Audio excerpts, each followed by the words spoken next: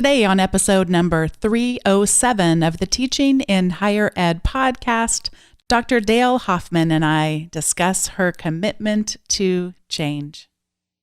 Produced by Innovate Learning, maximizing human potential.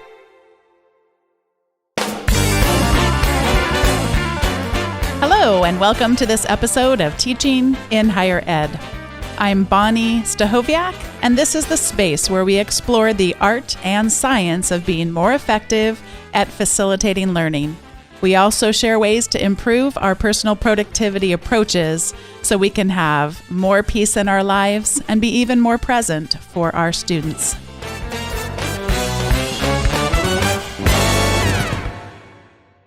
Today's guest was introduced to me through my partnership with the Association of College and University Educators, or ACU. ACU believes that all students deserve an extraordinary education and that faculty members play a critical role in their success. This year, I'm working with ACU to showcase and celebrate teaching and learning stories as told by the practitioners who experience them. In this episode, we'll hear the story of Dr. Dale Hoffman, a veteran adjunct faculty member, about how she has embraced change during her nearly 4-decade career as an educator.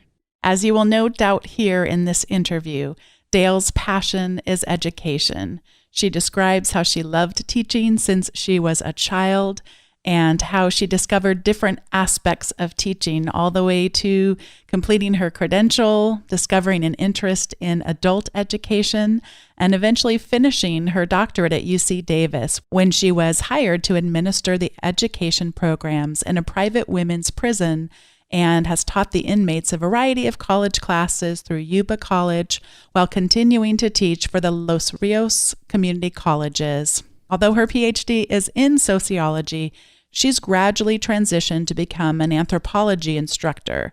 Biological anthropology is her favorite. For the last 20 years, she's worked as a teacher and educational administrator for the California Department of Corrections and Rehabilitation, bringing community college opportunities to our high-security inmate population. In addition to her, quote, day job, she currently teaches for American River, Folsom Lake, and Sierra colleges, and she says we are living the adventure of adapting our teaching to the current health crisis. Dale, welcome to Teaching in Higher Ed. Thank you. I've been looking forward to this conversation since I first heard about you. You have been an educator for nearly 40 years. Let's start out with just what you remember about the beginnings of becoming a teacher. Oh, well, do you want me to go to the very, very beginning or the beginning of my professional teaching career? How about the very beginning? The very beginning is my memory of my mother telling me that she knew that I would become a teacher because when I was 3, I had all the kids in the neighborhood sitting on the curb in a line teaching them how to tie their shoes in a bow. So that was my first memory. Yes. I don't think I really thought much about becoming a teacher as I was growing up, but I had several experiences that, in looking back, I can see kind of shaped me. One of the most important things was when I was in 7th grade and I was in algebra class, the teacher, whom I really didn't like, all of a sudden stopped the class and asked me to come up and teach the concept that he was trying to get across that a lot of the students weren't understanding. And I was a really shy student and I got up and I did it and people understood what I was saying. Yeah, that was really a positive experience for me and kind of got me to think about teaching a little bit. Then when I was in college, I went to Cal Poly San Luis Obispo and I majored in social sciences, really enjoyed it. Had no idea what I wanted to do. And then when I graduated, I kind of fell into the elementary teaching program, which was outstanding. And, then I started really beginning to see myself as a teacher and enjoying it. And I did student teaching in kindergarten and 4th grade. It was a fabulous experience. And then I discovered after I graduated that there really weren't any jobs in that area because there were so many women supporting their husbands at the university that there were few jobs available. But I did have the opportunity to start teaching at a community college, Cuesta College, and then at Cal Poly itself. And I was really hooked on adult teaching. What do you remember about those early days then of college teaching? What were some of maybe what you would consider to be early successes? And I'd also love if you'd share some early failures. Well, the early successes were that I learned pretty quickly the importance of using a variety of different approaches to teaching students.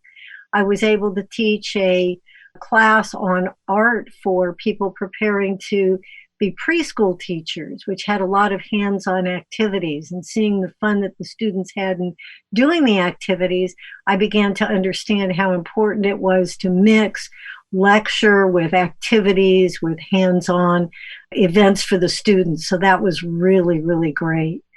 One of the challenges was that I really didn't feel comfortable in the lecture mode. And like a lot of community college teachers, as I started getting more experience, I had to drive from school to school. And so what I would do is record my lectures, listen to them while I was driving in the car, and practice them. And, I think it took me about 5 years to get comfortable talking in front of an audience of people. And so that was the most painful part of developing my skills as a teacher. Then another really important thing that I learned that I should have mentioned earlier was the importance of becoming interactive with the students rather than just giving them a very well-crafted address about the topic. I quickly learned that asking them questions and having them give me feedback and creating that interactive atmosphere really enlivened the class for everybody and kept people on task. I was going to ask if you spoke about learning to become more comfortable giving those public addresses, but I wondered if you then had to unlearn that almost to become uncomfortable with a one-way form of communication. Well, I think after I mastered the one-way form of communication, it became easier for me to shift that over to an interactive communication. When I was at Cal Poly, there was a teacher there that was very popular. And I sat in a couple of times on his class. And I noticed that he had the students sitting in a circle, and it was just a conversation.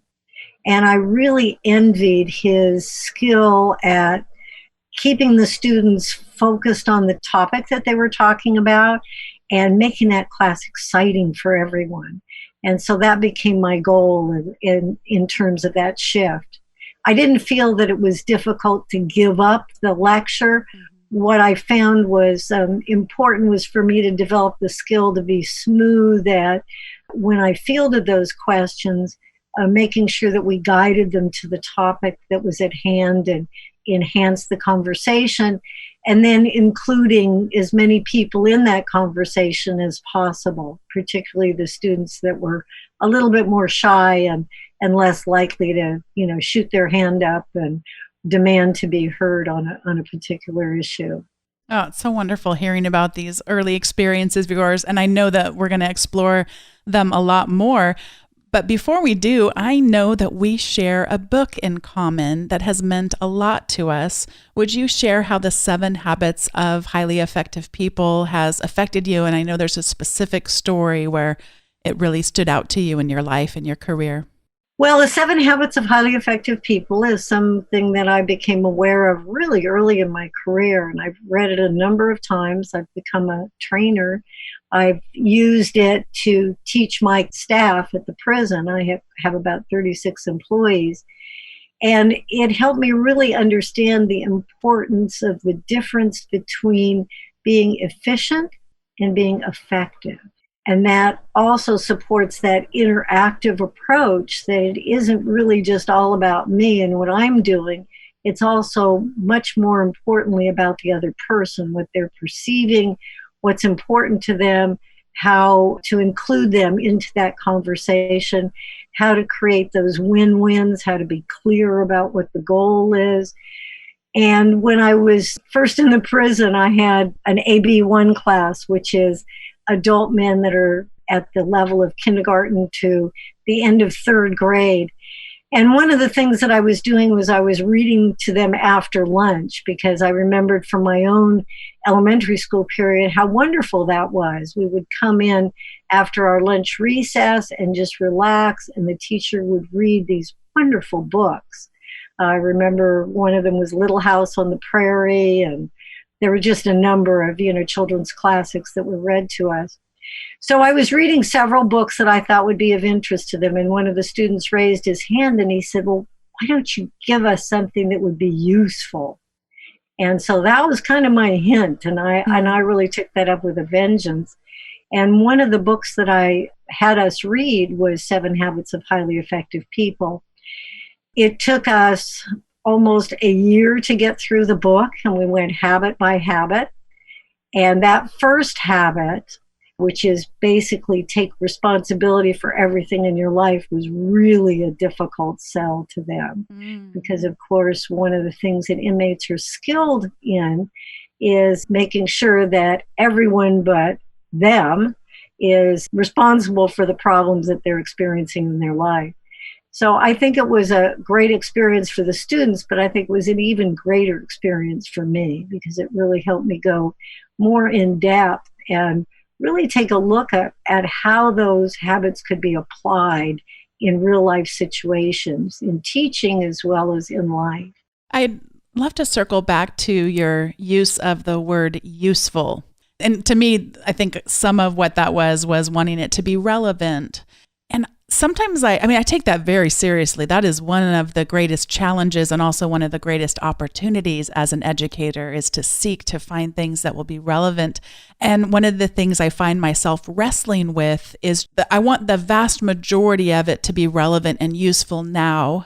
Yet I do come across some things that I find that seems almost impossible to do, that I need to try to cultivate this trust with the learners that it actually will be relevant to them in the future. And do you ever feel that tension between trying to make it relevant now and then, but also knowing that it's absolutely going to be relevant more in the future? I don't know if that's anything you've ever wrestled with in your mind.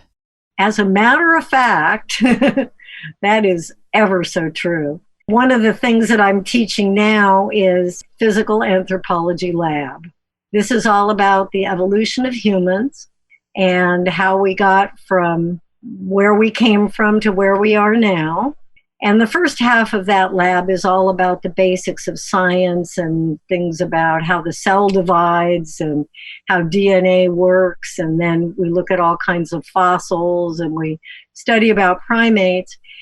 And yeah, that is a huge issue in that class. I think trust is important, and one of the things that I learned, I should say, from hard experience is that students need to like you before they can accept the idea that their education is relevant to you. So that's something that I really try to work on, is to develop a personal relationship with each student so that we have some sort of connection. Another thing is that students are concerned, of course, about their grades. And so I try to provide multiple and unending opportunities for students to earn the grade they'd like to have in the class and put that responsibility back on them.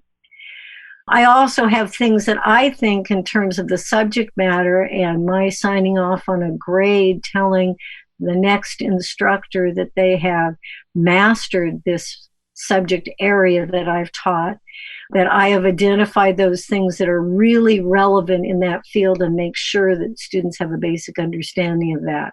So working all that together is always a challenge and something that I'm constantly thinking about during the class, and also explaining to students, saying that, well, this material might not seem like it's relevant to you. You're a communications major or business major, but you just never know when some of this information may come in handy or may provide some opportunities for you to share things at a cocktail party or in a business situation, or connect to a client that you might otherwise not be able to speak to in these terms.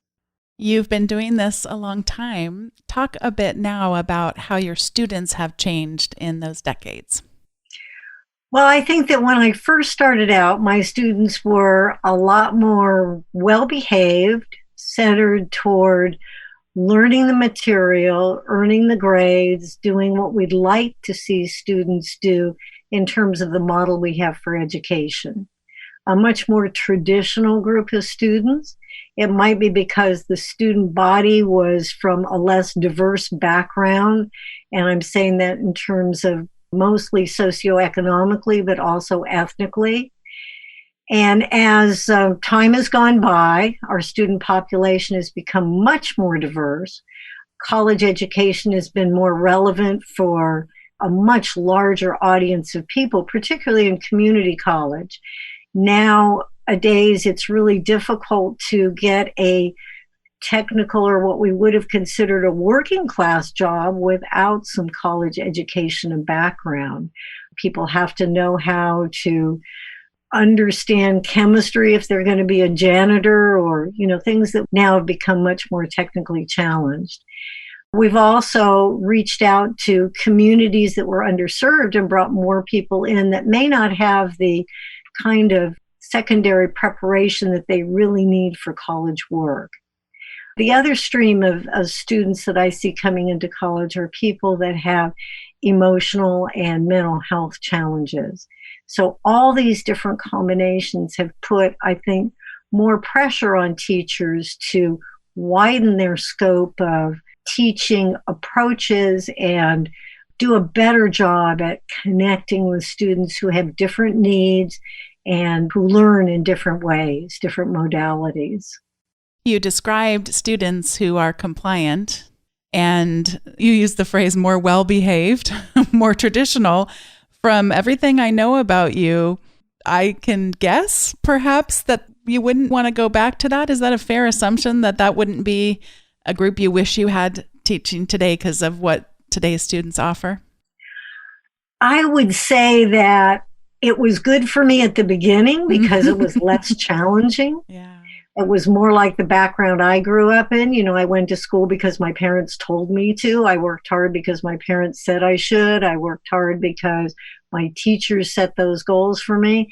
But you're absolutely right. I would never want to go back to that. I am a really enthusiastic, passionate, committed educator, and I want everyone to be educated. I want everyone to see themselves as a lifelong learner.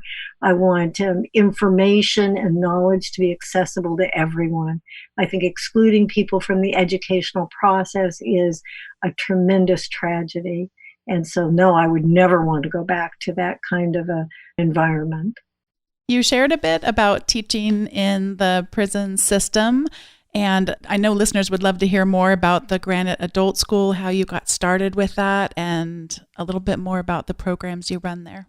Well, when I started with Los Rios, I was interested in working in the prison school because for my doctorate in sociology, one of my areas is criminology. My grandfather introduced the stenotype into the court system. He did the Lindbergh trial, so my childhood was filled with stories about high-profile criminal cases that he'd participated in. And so I was really interested in crime, not to do it, but to study about it. And I was told by the dean at that time that he was very, very sorry, but they only accepted teachers into the prison system who were male. So I was a little bit disappointed.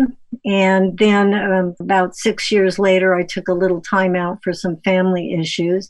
And when I came back to apply again to Los Rios to start teaching again, they told me they were really sorry, but the only class that they had available was to teach a college class in the prison system. So I had my wish come true, although there was a delay. And so I started teaching classes in the prison system. And one of the first classes I taught was in the prison where I work now.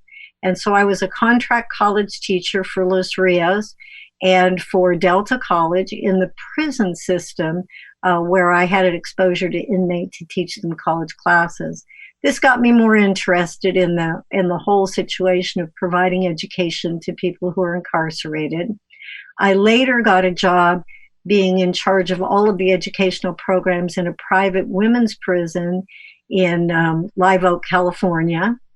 And then I transitioned and applied to Folsom State Prison and became a teacher there and then an administrator. And I've continued to work for the prison system for about 25 years. So I kind of started out as a college teacher and then became a full-time employee. Throughout this process, I saw this less prepared group of those college students that I had been exposed to in the prison system. Many of them were absolutely illiterate, especially in my AB1 class. And I became more and more interested in meeting their needs and involving them in education. I often say that it is hard to sharpen a knife while you're reading a book and completing your homework.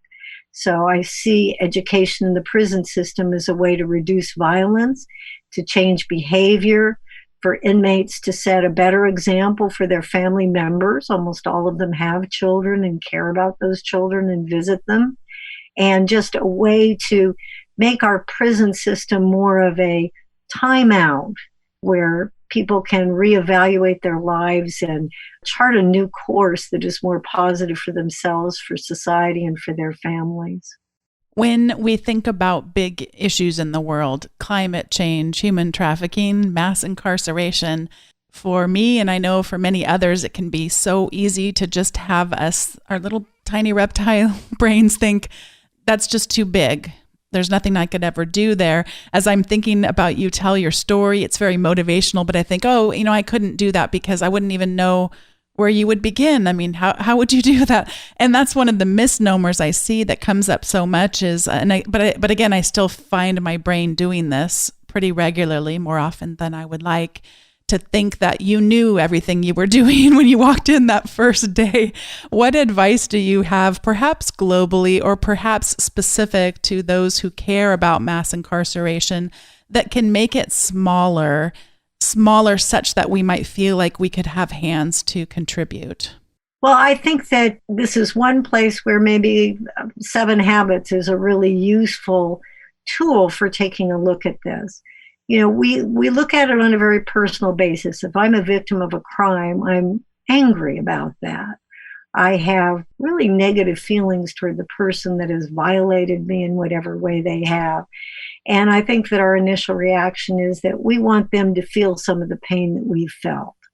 And so removing them from society and putting them into a prison feels really good on a personal level. But then I think that we have to look at the situation on a bit larger scale. What's happening to that individual while they're incarcerated? They have a particular life. Most of these guys who've come in here haven't really had much of an education. Most of them are from the lower levels of society in terms of economic and social opportunities. Many of them have been abused. In fact, that was one of the surprising things I found out working in the women's prison, was that every single female prisoner that I came in contact with had been sexually and physically abused. And this just really blew my mind.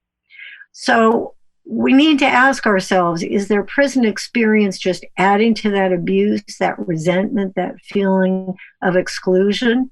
They know a lot of the stuff that's going on outside. They see other people having opportunities and achievements that were never open to them.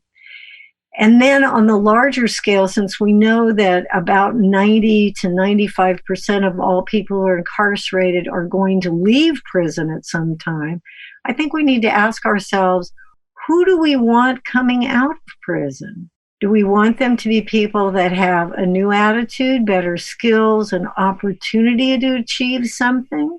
Do we want that neighbor to be coming to visit us, to case our house to see if they can steal our possessions or victimize our family? Or do we want them coming over, visiting with us and asking us where they can buy the items that they admire in our house? And so I think that we have conflicting emotions on those different levels about what we want to do.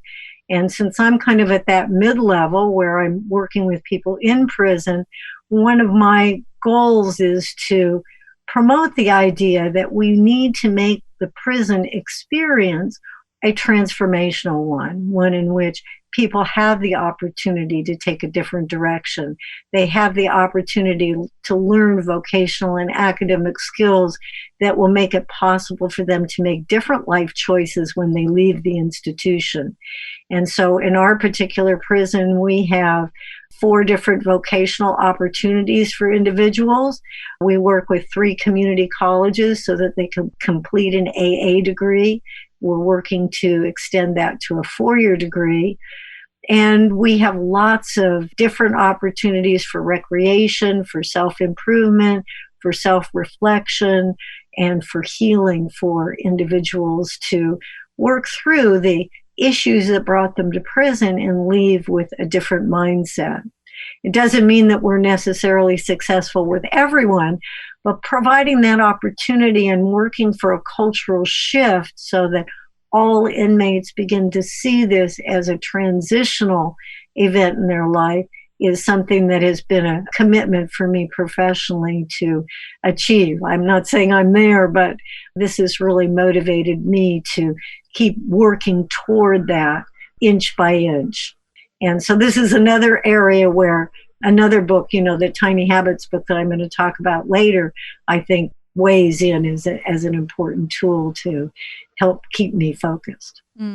Before we get to the recommendation segment, I don't want to miss the opportunity to ask you about more recent changes in your teaching.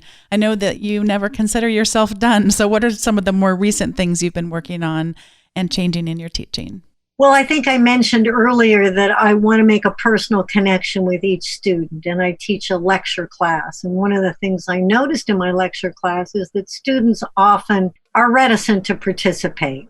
And this is a change that I've seen more recently with students, is that they're less willing to share a personal opinion or to have a personal opinion about academic information. I don't know if that's because of some of the emphasis we've done on standardized testing, or I'm just not sure about what the motivation is, but I've noticed that that is an issue. So what often has happened in classes in the past is that 1 or 2 students end up kind of dominating the conversation with me. So one of the things that I learned in my ACU was the name tense, and that's really been transformational.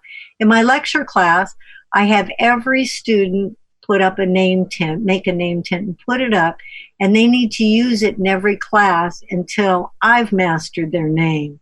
So this becomes kind of a little interactive game with each of us, is to make sure that I'm learning their name so that I can call on them. And for the ones that I don't know their name, I have it readily available to me because they have to write it in large enough letters for me to see it so I can call on them. And this has made the conversations in the class much richer and encouraged the shyer students to participate more, but still including those individuals who are more likely to want to talk. Another thing that I've done that's a change is that I've added a rubric to my take-home tests. And this is to help students understand how to write those essays that I want them to write, where they're evaluating the material that we've discussed in class and weighing in on their opinion. And what I expect in terms of the difference between just repeating what's in the book, putting that information in their own words, evaluating that information, predicting beyond that information, or including new ideas that they've developed based on the information that they've read about. And so the quality of student performance in my lecture classes has really improved, and that's been very gratifying. You are an inspiring person to me, and I know anyone who listens to this episode will be similarly inspired. This is the time in the show where we now get to share our recommendations, and I have 2 that are very much related to one another. They both have to do with quilting. I always have a strong association with quilting because it's something that my mother has done for many, many, many years. And it's also something that is just sort of comforting to me. And recently I came across the Fem Ed Tech quilt. We've talked about previously on the show the group of feminist educational technologists that have come together on Twitter for some shared leadership there, Fem Ed Tech. And they were coming together with a quilt that would have been shared at the Open Educational Resources 2020 conference. But of course, since so many conferences were not able to happen, at least not in the ways they were initially conceived in an in-person format, they still have all these people that sent in their quilts, but now the quilt exists in a digital form. And I'll be linking to it in the recommendations as always. And it's just such a beautiful tapestry, both literally and figuratively, of all of these people from all over the world and their stories. And you can click on the little hot spots that are there on the quilt and learn more about the origins of that particular square and the stories that it evokes. And it's just a beautiful piece. And then probably even within days of discovering that, or I should probably say rediscovering it, I had heard of it before, but I was now just seeing it in its digital form. I came across a tweet by Saren Seeley, and it's a picture of just beautiful squares full of these vibrant colors. And she writes, "This is the most incredible special gift ever. My lab mate Eva's mother-in-law made a quilt out of my dissertation data, functional connectivity matrix." And I have no idea what a functional connectivity matrix is, but it matters not. It's just a beautiful quilt. And it's so fun to see how it maps to the data in her dissertation. And then she's also got a picture on the back from the mother-in-law of her lab mate. And she tells a little bit more of the story of her lab mate having a few-month-old son hanging around in their lab, and that he had really resonated with this poster. He loved the vibrant colors and such, and that was where the inspiration came from. So those are a couple of recommendations I have, and I'm going to pass it over to you now for your turn, Dale. Well, my recommendation currently is Tiny Habits by B.J. Fogg. And this is a really exciting book about how to create change in your own life and also how to encourage a group to create change, and maybe how to deal with individuals that are problematic in your life and how to help them change. And so I've been excited about this book. I've read it through a couple of times. BJ offers online free resources, free classes. I took his 5-day class, and now I'm just finishing his 10-week class.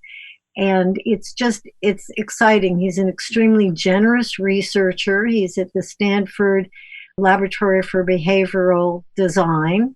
And he's just really exciting about the way he shares his research outcomes and includes people. My class on Saturday morning, which we're just finishing, usually averages almost 400 participants. And he's just every day doing more and more to help people better understand how to make change in their life and how to make that change permanent by celebrating, by looking at change at the lowest possible level to make it easy. And I've done some interesting and I think fun things in my life to make some improvements that I found were really fun. What are a couple of improvements that come to mind? Well, one of them that he recommends, and I started early on, is what he calls the Maui habit. And that's when you wake up in the mornings and you sit by the side of your bed before you stand up. You say to yourself, this is going to be a fabulous day. And then you do a celebration. Could be a thumbs up, could be a snap your fingers, could be a smile, whatever feels emotionally easy for you to do. Because one of the things he teaches that emotions lock habits in. And as a result of doing this, what I found out was challenging days became much easier. It was just really an amazing transformative habit, a very small thing to do. A couple of days I forgot to do it, and it wasn't quite as fun a day. And so I'm a real believer in that. And I thought that was kind of an amazing thing. I'm probably going to share about this more in a future podcast because I have lots I could say, but Brene Brown has come out with a podcast, and I just listened to her second episode, and she she kind of ties in something that I think will relate to his lessons for us. And that is, she was talking about wanting to be a more calm person. And the whole episode is about being over-functioning or under-functioning in times of stress. And so she had discovered and really kept having to remind herself that it's not like she is a calm person or she's not a calm person, but that we can become a more calm person through, various practices. And that was really an awakening for me. I think sometimes, and this does go back again to 7 Habits, we can convince ourselves, have this mindset that we just are who we are. And, that those are personality traits that are unchangeable, immovable. And it sounds like he's, looking at, not just habits like you mentioned tying your shoes earlier, but other kinds of habits that have to do with our emotions and well-being being changeable through these approaches and practices. And I did share with you before we started recording how excited I am to read his book, and I got it on a special deal. It was on sale the other day, so it's waiting once I catch up with a few other reads that I've checked out from the library. Well, I keep expecting to see it on the New York Times bestseller list, but it hasn't shown up yet. Oh, no. I thought for sure it had, just based on how many times I've heard about it. It just sounds wonderful. Yes. Well, Dale, it has been so wonderful to be connected with you. I'm grateful to AQ for sharing about you, and I was so excited to have this conversation. And just thank you so much for your time. I know it's precious. You do so much in this world, and I just treasure this conversation. Well, thank you, Bonnie. It's been a real honor to be able to talk to you, and you're a generous interviewer, and I've enjoyed the time. So thank you very much. I hope you enjoyed that conversation with Dr. Dale Hoffman as much as I did. She's such a calm and engaging person, and I'm so grateful for the conversation that we got to have. I'm also thankful to you for carving out part of your day to listen to Teaching in Higher Ed. The listener numbers have gone down a little bit. Not as many of us are commuting. I'm not able to listen to as many podcasts, so it means that much more to me that you would take the time out to listen. Thank you for being in community. Thank you for what you're doing to improve your teaching and to contribute by learning, listening, and sharing what it is you're taking away. Thanks so much for being a part of this episode of Teaching in Higher Ed. I'd love to hear from you on social media or otherwise to hear a little bit about how you were inspired by Dale's story. And thanks to AQ for introducing me to her. See you next time on Teaching in Higher Ed.